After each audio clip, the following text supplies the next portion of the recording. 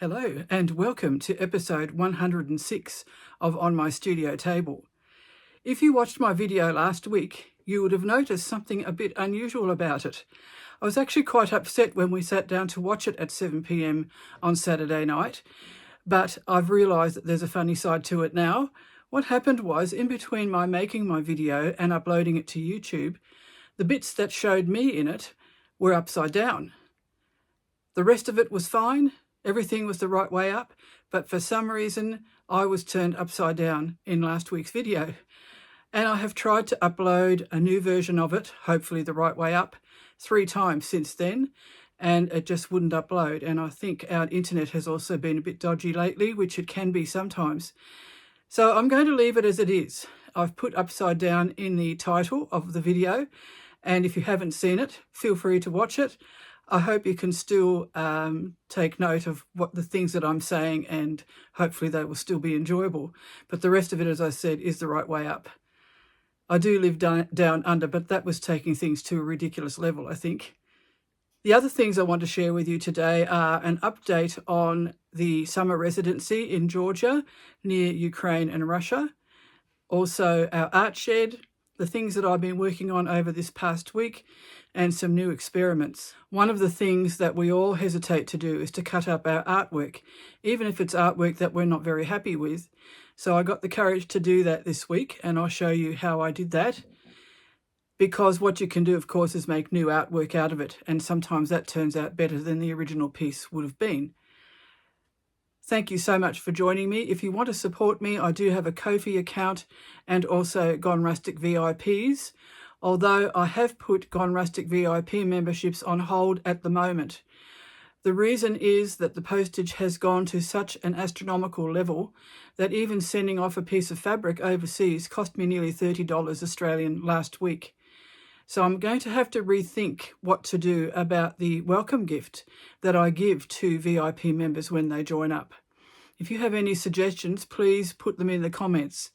And I really hate to have to do this, but it's just become untenable. I know that the postage has gone up for the items that are for sale in the shop as well, and that's also a reflection of what's happening worldwide at the moment. And I guess if you really do want something, you'll be willing to pay the postage, but it does make me wonder where I should head with my online shop. As you know, I've been developing the online tutorials, and there is no postage involved in those at all. So if you want to support my ethical business and learn some new things, maybe the mini tutorials and the tutorials are the way to go. There's been another development also to do with my being a Natural Earth Paint affiliate. And that is that I'm now not only an affiliate, but I'm also a wholesaler. So when the art shed is up, I will actually have some earth paints in stock to sell to people who come to my studio. This is not something that I'll probably do as a mail order. I will still prefer people in the Northern Hemisphere to do their orders through Natural Earth Paint and my affiliate link, and the ones in the Southern Hemisphere through Jackson's Art Supplies, which I don't have an affiliate arrangement with, but which will make postage cheaper for people in the Southern Hemisphere. Also, they had said in the beginning that if I sent them my tutorials about jelly printing, that they would publicise them. And I just heard yesterday that they are very happy with my tutorials and they are going to publicise them.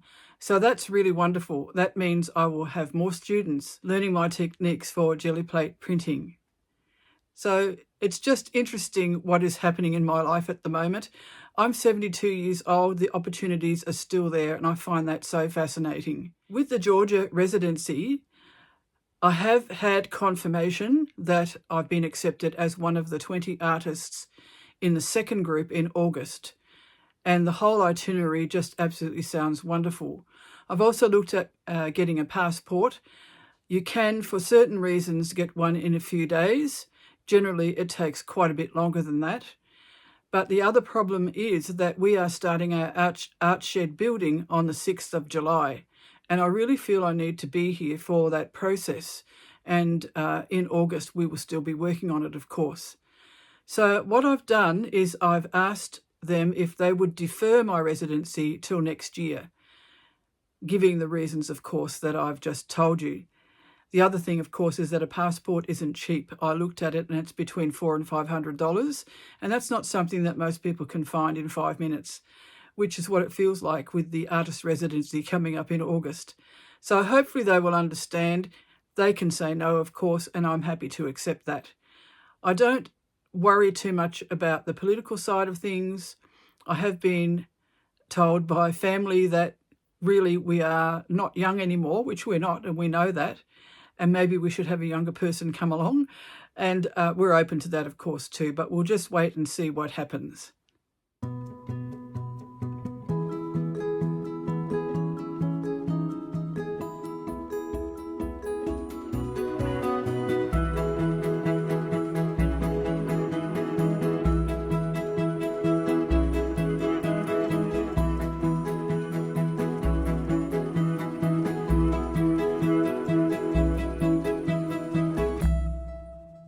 During this past week, I've really enjoyed working on my journal. It's still a work in progress, but I have, I think, finished the cover. What I used was some vintage silk, which was very fragile. It had some worn spots in it, which you can barely see now. So I felt I needed to reinforce it, and I used some Misty Fuse in a black because this is quite dark so that it wouldn't show up. I've also covered some of the holes with the other things that I've placed on top. And I'm really, really enjoying this. I used some t-shirt yarn. It's recycled from actual t-shirts, which I tie around my bundles when I do my eco dyeing and printing.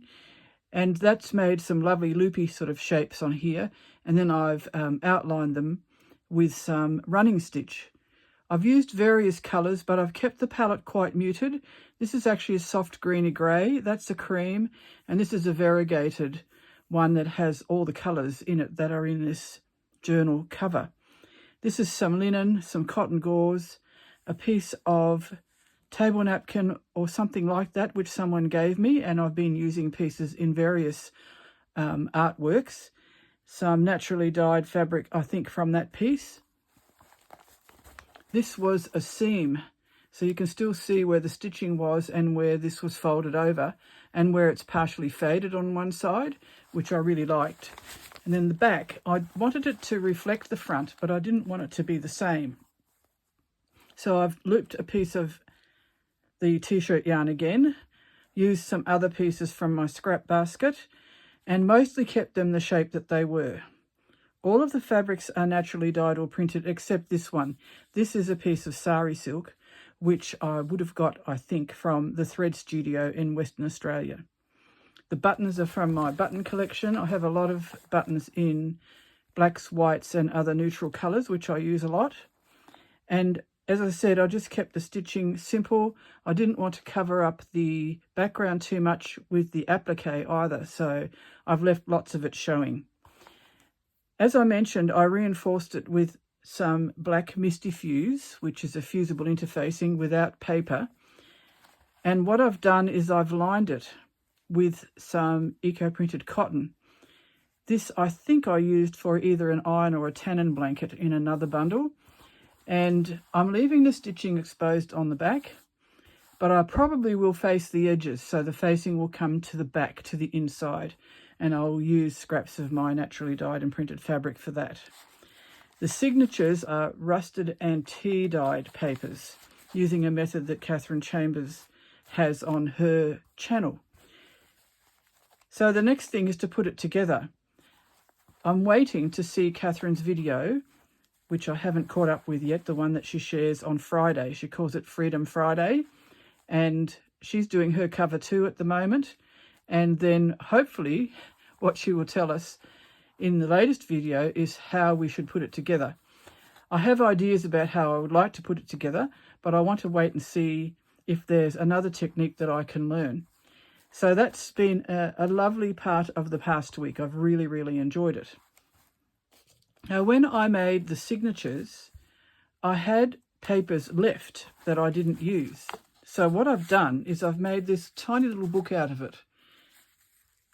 I did try some wallpaper, which didn't stain all that well, but it's got a lovely texture in it. And then remnants of the other papers I've used as collage on the cover, plus a button. I have some vintage linen thread as a closure on it. I stitched the button on with some other linen thread which a friend gave me, and I just used it as much as I could on the book also here.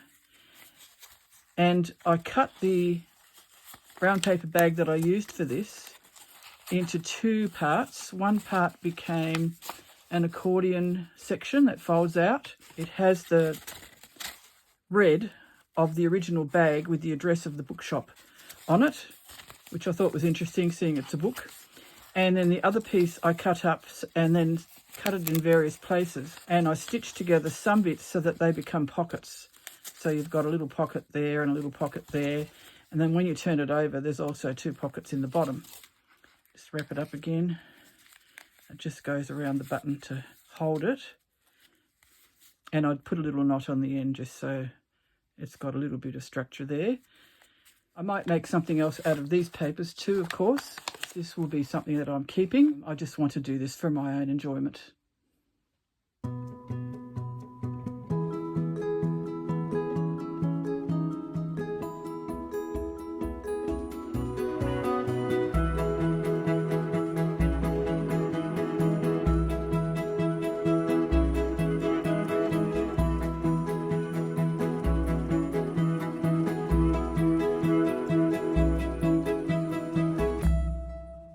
As you know, I've really been getting into jelly printing, particularly with earth pigments.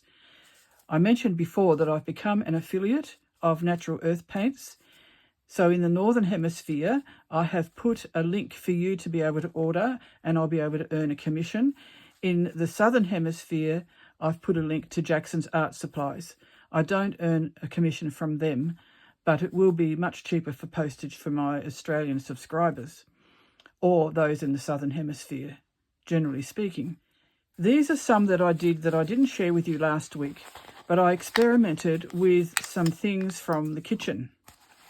I used a glass that had an interesting base in it, so that's what's made these lovely textures. And I also used a potato masher. Now you might have seen that I used a potato masher before when I was doing transfer printing using my inkjet printer. I also tried the rim of the glass instead of the base, and that did some interesting things as well.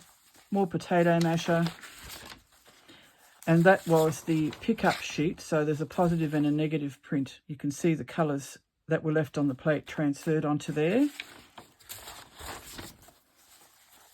And I like experimenting with different colours too. These are very earthy colours, and I would say these are more backgrounds or collage material rather than finished artworks. There's another one with that base of the glass. I tried some other glass bases too, but they were too recessed and they didn't print. And I think this is also the pickup sheet from the one on the left. So interesting how they are different but similar.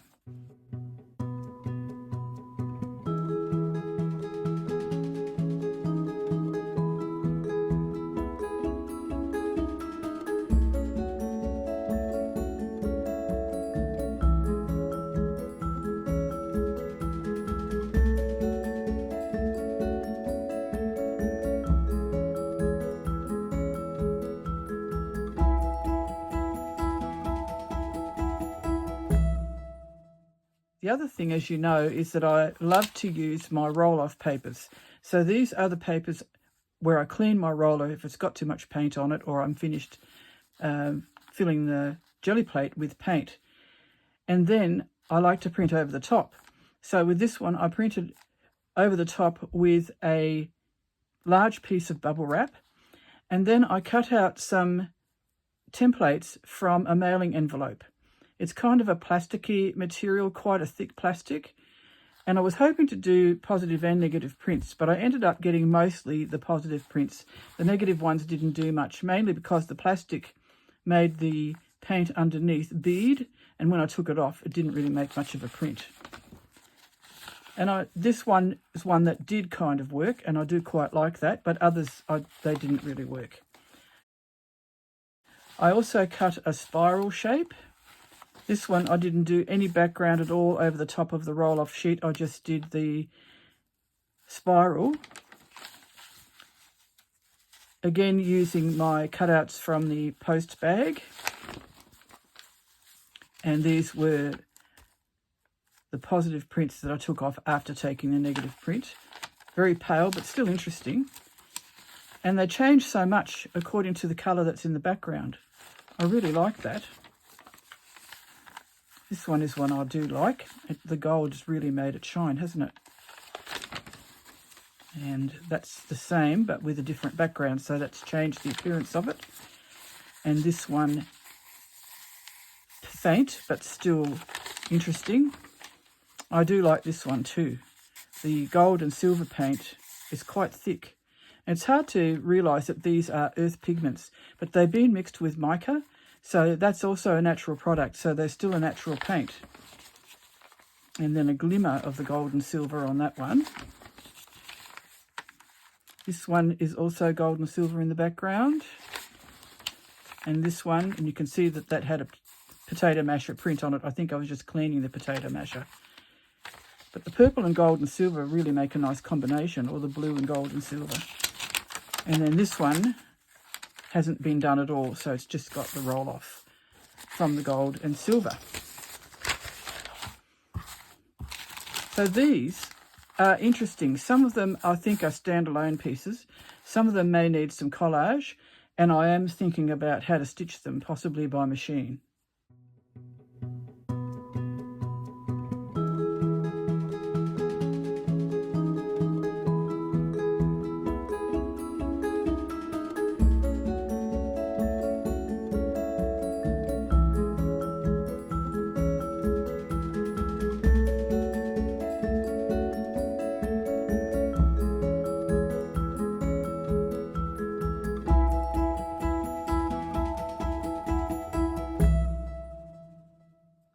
I mentioned that I might use these for collage, and with that in mind, I made some of these frames which you can use to isolate parts of your artwork if you intend to cut it up. So you can move it around and just see which part looks the most interesting, or maybe even a couple of parts, and you can adjust the size of it as well. I made a larger one too, because I wanted to see how the prints look as standalone prints. And some of them work and some of them don't, which is quite fine. It's all part of the process. What I do is I put the frames like this to see if it works as a whole print. Should put that the other way. And if it doesn't, then I use my smaller one and try it with that. So that way you can actually decide whether your art is worth being a standalone piece or whether it can be cut up and used for something else.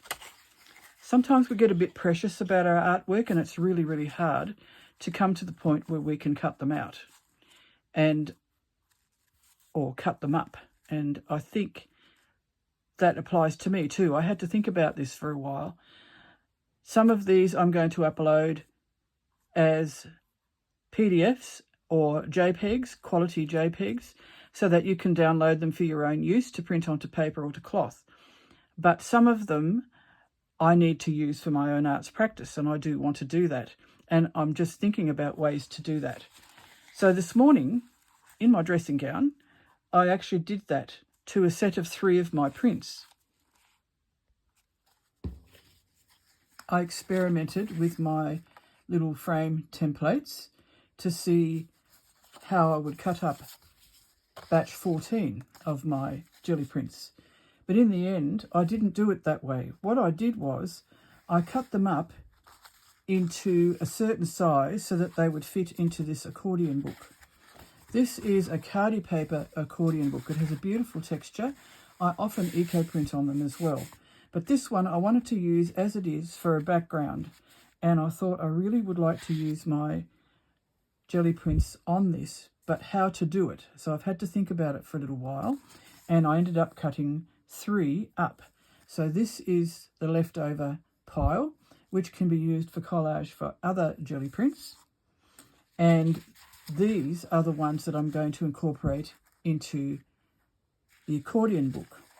What I've done is I've cut them 4 3/4 along this side and 5 inches on this side so that they will fit nicely onto the accordion book. And I think this one is going to be the cover.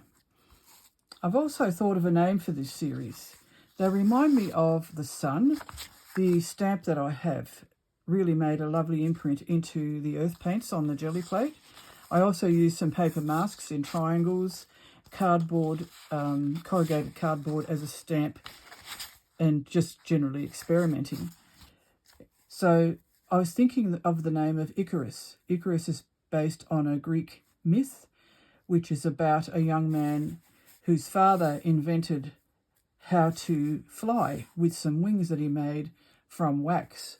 And the son became so enthusiastic flying through the sky because he enjoyed it so much that he flew too near the sun and the wings melted and the end was not good for him. So it's a sad story, but I also really relate to it because most of us have thought, wouldn't it be great to be able to fly? And I think he just got so excited in the story about being able to do it that he just forgot to be careful. And his poor father saw it happen. So I am going to call this Icarus because it just reminds me of that, about flying and about the sun. This will go on the cover, as I said, and then I'm going to make it double-sided. So we'll just say that that's going to go there. This one will go here. And then when it turns over, this will go here. And this one will go here. And then there's room for another one, but I've actually mislaid it. I have 6, but I can't find it at the moment.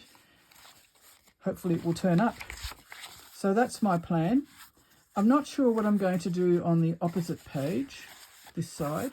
I was thinking of doing some writing. I also have some really nice letter stamps, or maybe I could do a contrasting jelly print to go there. I'm not really sure yet, but I do know that I'm going to do this much.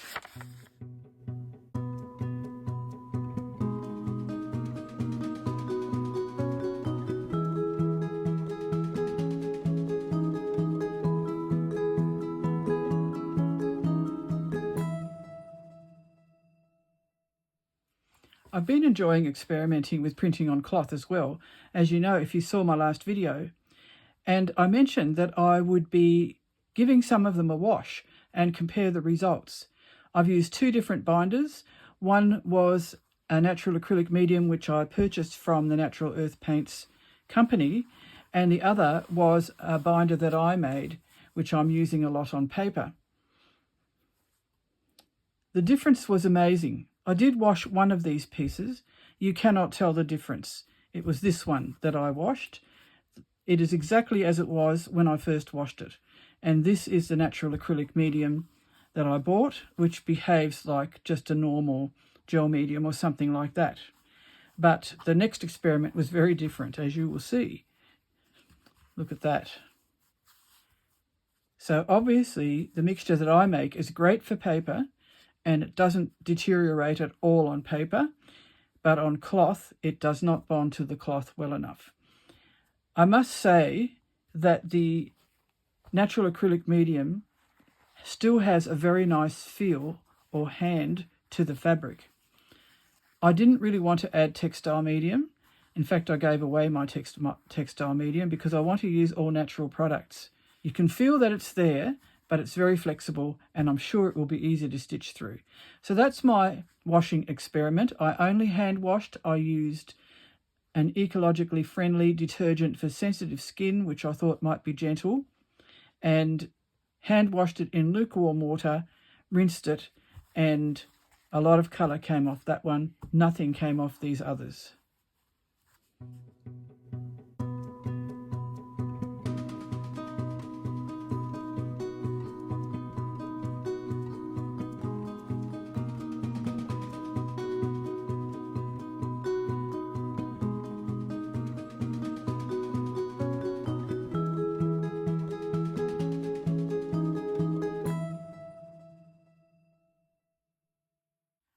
I haven't made a lot of progress on my build block, which features my square for the build word that came out for Words 2026. I've done a bit of feather stitch at the bottom and the word build and basted everything together, but that's all I've done. I kind of ran out of ideas, so I thought rather than stress over it, I would put it aside and start on another one. So this is the one for Zephyr, and I tried to demonstrate a kind of a breeze, a lovely warm breeze out in nature with some cotton gauze and some lovely silk. And when I was rummaging in one of my tubs the other day, I also found this, which I'd forgotten I had. It's an organza ribbon, which came around a gift once, and I saved it.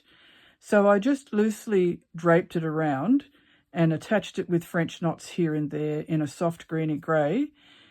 And that way it reflects the kind of Zephyr idea, the warm breeze idea, on the block as well as the square. I think I might add some more stitches to this, maybe some detached chain stitch just in a random direction, possibly going off the edge of the organza ribbon. And then I have a few other bits and pieces that I've been playing with to layer on top of this, which I think would also work well. The fabrics I've used are all linen or cotton, except for this one. This one is vintage kimono silk, and it was that colour when I got it. A friend of mine who uses vintage damaged kimonos for her art quilts was giving me the linings, and they've been wonderful for natural dyeing, but this bit I kept pretty much as it is because I like the colour. So that's ready for the next stage. Not sure what that is. Maybe start with the detached chain stitch that I mentioned, and the build one is on the back burner for a little while.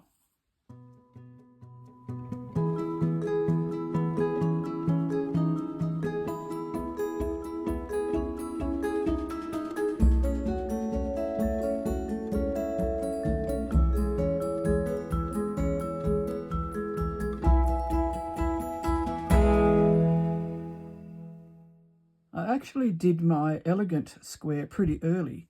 Elegant was the word I pulled out of the pot last week. I didn't want it to be too representational because I like working in a semi-abstract style. But when I got some silks out, I thought I could just drape them over the block, over the square, and maybe just make it kind of symbolic of a beautiful evening gown made of silk with jewels, which I've represented with French knots, and some gold, perhaps a gold sash. And that was some gold cord that I had. And then I just very simply did some running stitch around it just to add to the movement, because I imagined a beautiful ball. I do love historical novels, and of course Jane Austen is a classic. Others include people like Georgette Heyer, and they often really describe what people are wearing. And when I was a child, I used to imagine beautiful dresses made out of silk and jewels and all that kind of thing. I think a lot of little girls do imagine their princesses and so on. So that's what came into this particular square for the word elegant. Another word for elegant is graceful, which is why I thought of the dance idea. The collaged background I had done in advance, and that seemed to work well with this also because it gives a bit of interest rather than just a plain background.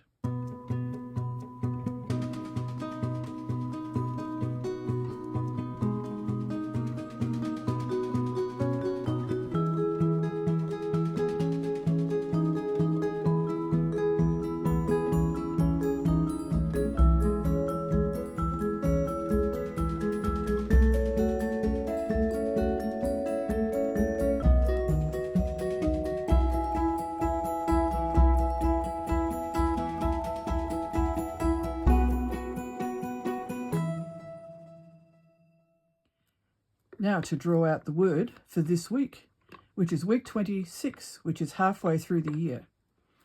I counted the number of Saturdays. Even though there are 53 weeks in the year, I think there are only 52 Saturdays.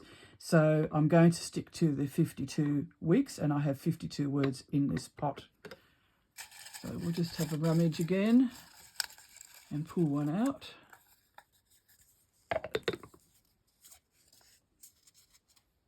And the new word is strata. If you think about strata in a geological sense, you often have layers of different types of earth and rocks if you did a cross-section. And it depends on the age of the rocks, If it's sediment at the bottom of a river, it often turns into sandstone and it will trap fossils in between the layers. Strata can also just mean layers, so it can be just an abstract representation with interesting things incorporated into the layers. When Ian and I first started going out together, we went on a youth camp to Maria Island, which is on the east coast of Tasmania, and it has an area on the island called the Fossil Cliffs, and they've been washed away by the sea, and you can see all the layers, all the strata, and there are many, many fossils there. A fascinating place to visit if you ever get the chance. So I think you'll have fun with this. I think there are some interesting ways you can interpret this. So I'm looking forward to seeing what you do.